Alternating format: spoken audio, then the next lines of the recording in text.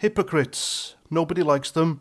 They say one thing and do another, and there's no bigger hypocrite in British politics today than Keir Starmer.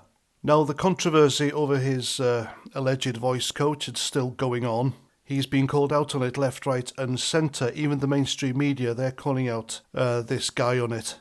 And he's saying nothing. He hasn't denied it. And the question is, why hasn't he resigned over it? Because, after all, Boris Johnson was made to quit over exactly the same thing that Keir Starmer did. The difference being the lockdown situations when Boris Johnson had his slice of cake in Downing Street was quite loose. There were people on the beaches, people allowed to visit each other, and so on. But when Keir Starmer had his voice coach come over, we were in Tier 4 lockdown, which means nobody was going anywhere. And yes, this is his tweet from around that time saying the party's over, Boris should quit. Well, the party was over for Keir Starmer months ago, and he still hasn't quit. Give Boris Johnson his dues, at least he fell on his sword. Keir Starmer, nah, not so much. It'll take a party rebellion to get rid of this Marxist. And the circumstances around this voice coach are suspect anyway. People reckon he was having an affair with this woman. And there's so many questions. For example, why would a Queen's Counsel, now a King's Counsel of course, a barrister, need a voice coach? They spend their whole career stood there in a courtroom projecting their voice so a judge and jury can hear.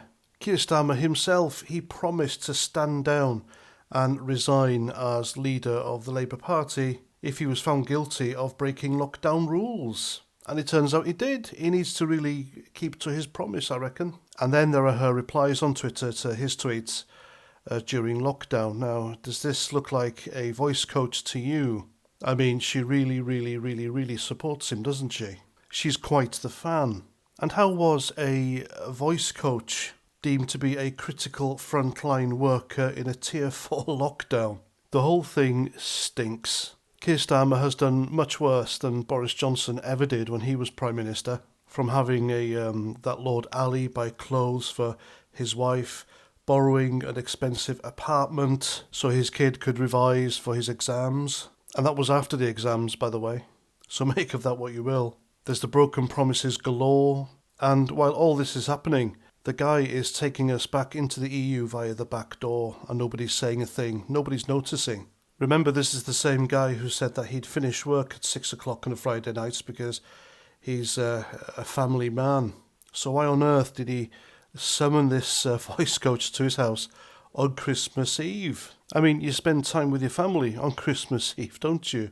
And his voice hasn't changed. From before that, when he was leader of the opposition, to now, his voice is exactly the same. So that's £65,000 he paid her for nothing. And why couldn't she do it over Zoom or the internet like she's doing here with another client, as she's pointing out? Why did she have to go to Keir Starmer's house during lockdown? I mean, if ever there was a cause for a Prime Minister to resign, it's now. It's a lie, it's hypocrisy, it's scandalous. He's got no mandate to govern. This just points out it's one rule for Keir Starmer and another rule for the rest of us. What a truly despicable man he is, ladies and gents. I think you'd agree.